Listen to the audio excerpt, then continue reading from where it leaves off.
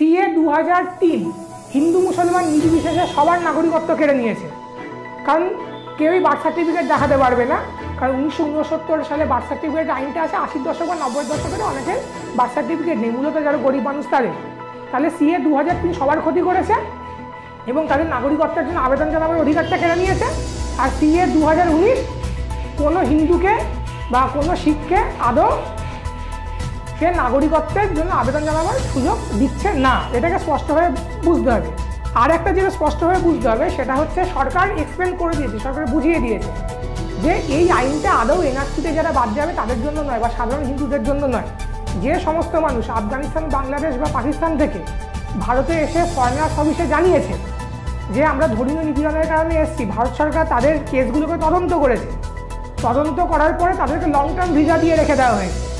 আপনি যদি joint parliamentary কমিটির রিপোর্ট দেখেন, যেখানে স্বরাষ্ট্র মন্ত্রক জানিয়েছে যে এইরকম 31,313 জন, পেজ নাম্বার 39, এরকম 31,313 জন মানুষ যারা আফগানিস্তান, বাংলাদেশ, পাকিস্তান থেকে ভারতে এসে সরকারকে জানিয়েছে যে তারা ধর্মীয় নিপীড়নের কারণে ভারতে এসে বাধ্য হয়েছে। সরকার তদন্ত করে তাদেরকে লং টার্ম ভিসা দিয়েছে। এই লোকগুলো 2003-এর আইনের জন্য নাগরিক হতে পারছে না ভারতে। ফলে এই লোকগুলো যারা লং টার্ম ভিসা যাদেরকে দেওয়া হয়েছে, এই লোকগুলোকে নাগরিকত্ব পাইয়ে দেওয়ার জন্য এই সিএ 2019টা বা 2016টা আনা হয়েছিল বা সিএ 2019টা আনা হয়েছে। ফলে এর সাথে সাধারণ হিন্দু মানুষদের, গরিব মানুষদের কোনো সম্পর্কই নেই এবং এটা জলের মধ্যে ক্লিয়ার। বিজেপি নেতারা যাই বলুন, আর বিজেপি নেতারা বলছেন তো হিন্দুদের জন্য যে কোনোভাবেই কোনো ডকুমেন্ট ছাড়াই তারা নাগরিকত্ব পাবে, মুসলমানরা পাবে না। এবার তো মানুষকে ঠিক করতে হবে যে বিজেপির ছোটোখাটো বা বড়সড় নেতাদের কথা তারা মানবে নাকি স্বরাষ্ট্র মন্ত্রক লিখিতভাবে যেটা বলেছে সেইটা মানবে, তাই না? স্বরাষ্ট্র মন্ত্রক জানাচ্ছে যে আপনাকে ধর্মীয় নিপীড়নের প্রমাণ দিতে হবে, পেজ নাম্বার 39 জেবিসি রিপোর্ট। স্বরাষ্ট্র মন্ত্রক আনন্দবাজারকে জানিয়েছে যে আপনার কি ধর্ম সেটাও আপনাকে প্রমাণ দিতে হবে, ঠিক আছে? ওখানে আইনে লেখা আছে 2014 সাল। এইগুলো আইনের কথা, লিখিত কথা, সরকারি কথা লোকজন বিশ্বাস করবে নাকি বিজেপি নেতাদের কথা বিশ্বাস করবে? আমি আর একটা ছোট্ট প্রশ্ন তুলতে চাই, সেটা হচ্ছে সিএ 2019 পাস হয়েছে ডিসেম্বর মাসে, জানুয়ারিতে, আগের বছর ডিসেম্বর মাসে পাস হয়েছে, জানুয়ারিতে এই বছর রাষ্ট্রপতি সই করেছে। সিএ 2019-এর রুলটা কেন এখনো পাবলিশ হয়নি? সিএ 2019-এর রুলটা যদি পাবলিশ হয়ে যায় তাহলে দুধ কা দুধ পানি কা পানি হবে। তাহলে এটা প্রমাণ হবে যে কী কী কাগজ লাগবে, কী কী প্রমাণ দিতে হবে, কোথায় আবেদন জানাতে হবে। আসলে সিএ 2019-এর রুলটা পাবলিশ হবে এনপিআর হয়ে যাওয়ার পরে, কারণ এনপিআরের আগে যদি সিএ 2019-এর রুলটা পাবলিশ হয়ে যায় তাহলে হিন্দুরা এনপিআর বয়কট করে দেবে। কারণ এই রুলটা পাবলিশ হলেই এটা ক্লিয়ার হয়ে যাবে যে আদৌ এই 31,313 জনের বাইরে কোনো হিন্দু, কোনো বৌদ্ধ, কোনো শিখ এই সিএর সুবিধাটা পাবে না। আমি চ্যালেঞ্জ করছি যে ওরা এনপিআরের আগে এই রুলটাকে পাবলিশ করে দেখাক, কারণ রুলটা পাবলিশ হলেই দুধ কা দুধ পানি কা পানি সরকার করে দিক, তাহলে তো আমাদের মুখ বন্ধ হয়ে যায়। তাহলে তো বিজেপি পুরো হিন্দুদের সমর্থনটা পেয়ে যাবে, কোনো কনফিউশনই আর থাকবে না। বিজেপি কেন এই এনপিআরের রুলটা পাবলিশ, মানে সিএ 2019-এর রুলটা পাবলিশ করেনি, এটাও তাকে উত্তর দিতে হবে। আপনি কি বলতে চাইছেন যে বিজেপির নেতা, প্রথম সারি নির্বাচন স্তরের নেতারা বা গ্রাম এলাকার নেতারা যা বলছেন একেবারে ভুল কথা বলছেন বা মিথ্যা বলছেন? বিজেপি এখনো পর্যন্ত যা সরকারি কাগজপত্র তার উপর দাঁড়িয়ে আছে, যেটা বোঝাই যাচ্ছে যে তারা 100% মিথ্যা কথা বলছে। বিজেপি নেতারা বলছে যে আপনাদের কোনো প্রমাণ দিতে হবে না। এটা কখনো হয়? একটা লোক যখন একটা ব্যাঙ্ক অ্যাকাউন্ট খুলতে যায় তখনও পর্যন্ত তাকে প্রমাণ দিতে হয়, হ্যাঁ, আর আপনাকে নাগরিকত্ব দিয়ে দেবে প্রমাণ ছাড়া। আর স্বরাষ্ট্র মন্ত্রকও সেটা বলছে না, আইনও সেটা বলছে না। যে লিখিত যে ডকুমেন্ট আছে, যে জয়েন্ট পার্লামেন্টারি কমিটিতে সরকার যে স্বরাষ্ট্র মন্ত্রক যে ব্যাখ্যা দিয়েছে, সেই ব্যাখ্যাতেই তারা বলেছে যে ধর্মীয় নিপীড়নের প্রমাণ দিতে হবে। সরকার ব্যাখ্যাতেই বলেছে অন্যত্র যে ধর্মীয় নিপীড়নের বা ধর্মের, আপনি কোন ধর্মের মানুষ সেটারও প্রমাণ দিতে হবে। বিজেপি নেতারা একদিকেই যেমন ভুলটা রটাচ্ছে, তেমনি যারা আন্দোলন করছে তাদের মধ্যেও অনেকে ভুল বুঝে যে ধর্মের ভিত্তিতে নাগরিকত্ব হিন্দুরা পাচ্ছে, মুসলমান পাচ্ছে না, এইসব বলে হিন্দুদেরকে আসলে বিজেপির দিকে ঠেলে দিয়েছেন এবং সমাজের একটা ধর্মীয়করণ ঘটেছে। আসলে এই যে আইনটা, এটা হিন্দু মুসলমান নির্বিশেষে, ভাষা নির্বিশেষে যাবতীয় ভারতীয়দের শঙ্কার বিষয়, কারণ সিএ 2003 সেখানে 14 ধারায় বলা হয়েছে সারা দেশে কম্পালসারিলি এনআরআইসিটা নাগরিকপঞ্জিটা করতে হবে। আর সে গুজরাটি হোক, সে উড়িয়া হোক, সে বাঙালি হোক, ঘটি হোক, বাঙাল হোক, তার কিন্তু 69-এর আগে কারো কাছে বার্থ সার্টিফিকেট নেই, কারণ 69-এর আগে কারো বার্থ সার্টিফিকেট ছিল না। এবং সচেতনতার অভাবে 80-90 দশক অবধি অনেকের বার্থ সার্টিফিকেট নেই। এবং নাগরিকত্বটা প্রমাণিত হয় নাগরিক আইন অনুযায়ী। সেই নাগরিক আইনটা বলছে যে 1950-এ 26শে জানুয়ারি থেকে 1987-র 1 সেপ্টেম্বরের মধ্যে ভারতে যারা জন্মাচ্ছে তারা জন্মসূত্রেই ভারতের নাগরিক, যদি সে বার্থ সার্টিফিকেট দেখাতে পারে। তারপরে যারা জন্মাচ্ছে, তাহলে মা বাবা যদি দুজনেই যদি অবৈধ অনুপ্রবেশকারী হয়, তাহলে তার বাচ্চাটা 1987-র 1 জুলাইয়ের পরে জন্মালে সেও কিন্তু অবৈধ অনুপ্রবেশকারী। মা বাবার মধ্যে একজনকে অন্তত তাকে দেখাতে হবে সে ভারতের নাগরিক। আর 2004 সালের 3 ডিসেম্বরের পরে যদি কেউ জন্মায়, তাকে দেখাতে হবে তার মা বাবার মধ্যে দুজনাই হচ্ছে ভারতের নাগরিক অথবা একজনা অবৈধ অনুপ্রবেশকারী নয়। এই যে 2003-এর আইন অনুযায়ী অলরেডি ভারতের কোটি কোটি মানুষ অবৈধ অনুপ্রবেশকারী হয়ে গেছে, কিন্তু তাদেরকে ঘোষণাটা করা হয়নি। এই ঘোষণাটা করার জন্য এদেরকে বাঁচার জন্যই এই সিএ এর মধ্যে দিয়ে এই যে 2003-এর যে 14 ধারার মধ্যে দিয়ে এনআরসিটা লাগু হবে। 2019-এর মধ্যে এনআরসি নেই, 2003-এর মধ্যে এনআরসি আছে। 2003 যেটা করেছে, কোটি কোটি মানুষকে অবৈধ অনুপ্রবেশকারী প্রথমে ঘোষণা করেছে। তারপর যেটা করেছে যে তারা যাতে 5 নম্বর ধারা এবং 6 নম্বর ধারা সিটিজেনশিপের রেজিস্ট্রেশন এবং সিটিজেনশিপের ন্যাচারালাইজেশন, তার মধ্যে দিয়ে যেটা করেছে এই অবৈধ অনুপ্রবেশকারী যাদেরকে তকমা দিয়েছে তারা কোনোদিনই যাতে ভারতের নাগরিক না হতে পারে তার ব্যবস্থা করে দিয়েছে।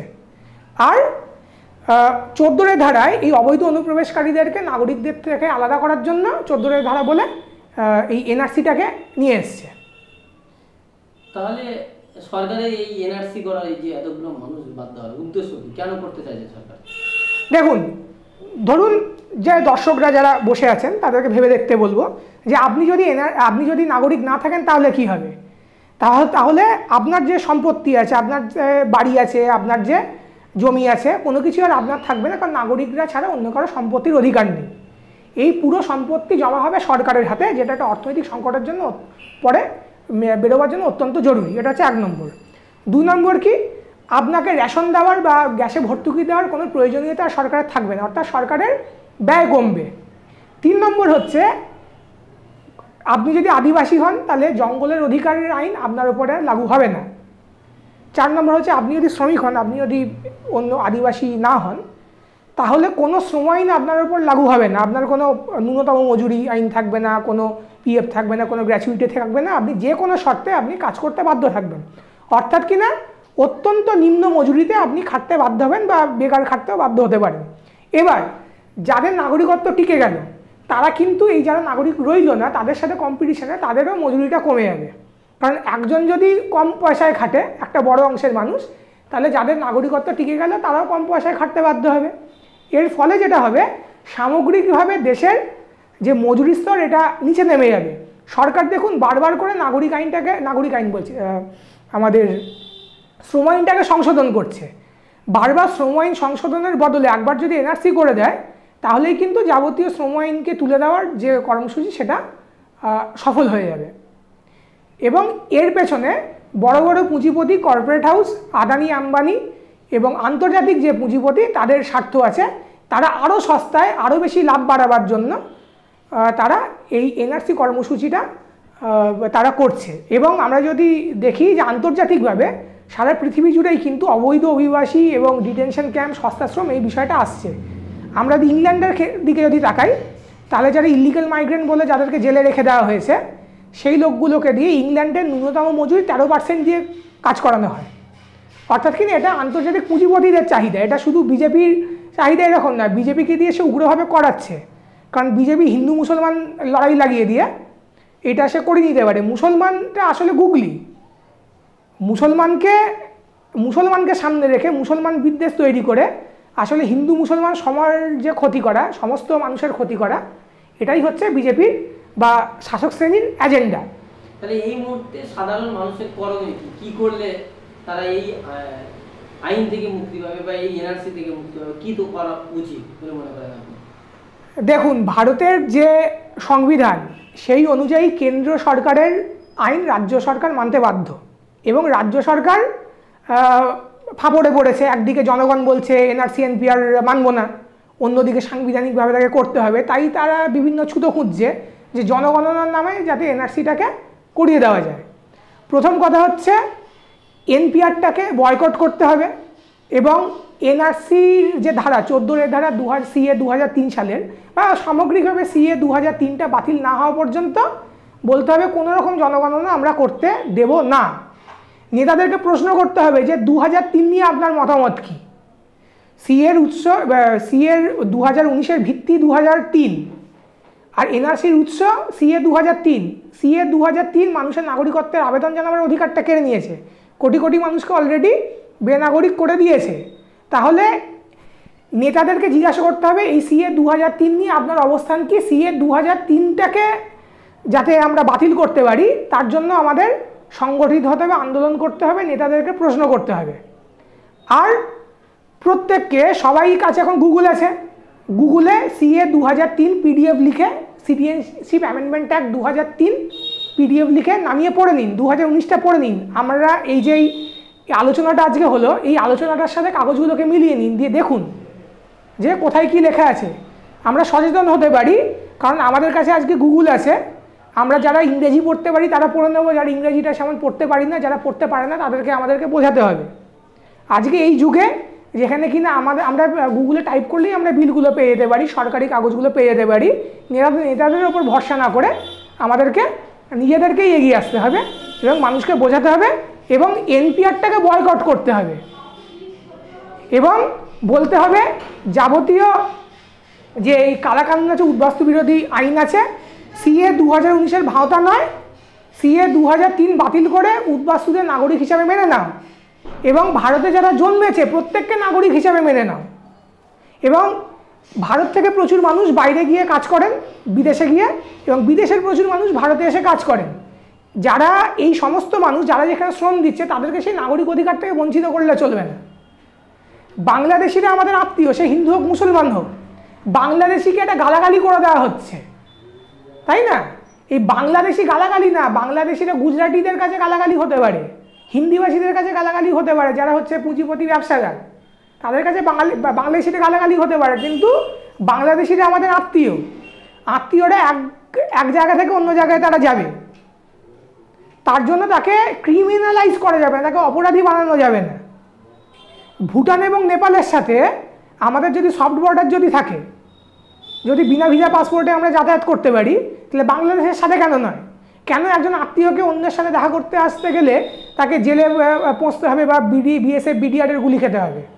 এই প্রশ্নগুলো আমাদের তোলা দরকার, কারণ দেশভাগটা আমরা করিনি, আমরা ভোট দিয়ে, বাংলার মানুষ ভোট দিয়ে দেশভাগটা ঠিক করেনি। এই দেশভাগটা করেছে হচ্ছে মুম্বাইয়ের যে মারোয়াড়ি পার্সি যে পুঁজিপতিরা, গুজরাটি যে পুঁজিপতিরা, তাদের দল, তাদের যে মুসলিম লীগ, তাদের যে কংগ্রেস, তাদের যে হিন্দু মহাসভা আরএসএস, তারা মিলে দেশটা ভাগ করেছে। ফলে আমার আত্মীয়কে আমার বাড়ি আসতে গেলে বা আমাকে আমার আত্মীয়র বাড়ি বাংলাদেশে যেতে গেলে কেন আমাদেরকে বিএসএফ বিডিআরের অত্যাচার সহ্য করতে হবে? কেন আমাদেরকে জেলে থাকতে হবে? নেপাল ভুটানের সাথে আমাদের যে সম্পর্কটা হতে পারে, বাংলাদেশের সাথে কেন সেই সম্পর্কটা হতে পারে না? এই নিয়েও আমাদের প্রশ্ন তুলতে হবে। কিন্তু সবার আগে এনপিআরটাকে ঢুকতে হবে, সিএ 2003 সামগ্রিকভাবে বাতিল করার দাবি তুলতে হবে এবং যারা পড়াশোনাটা আমরা করতে পারি, যারা এই সুযোগটা পেয়েছি, তাদেরকে গুগল ঘেটে পিডিএফগুলোকে, আইনের পিডিএফগুলো নামাতে হবে, এই ভিডিওটার সাথে সেগুলোকে ম্যাচ করিয়ে দেখতে হবে এবং যারা পড়তে পারে না, যারা জানে না, তাদেরকে সচেতন করতে হবে। আপনার নাম আর পরিচয়? আমার নাম সৌম্য, আমি পিপলস রিভিউ সাংবাদিক।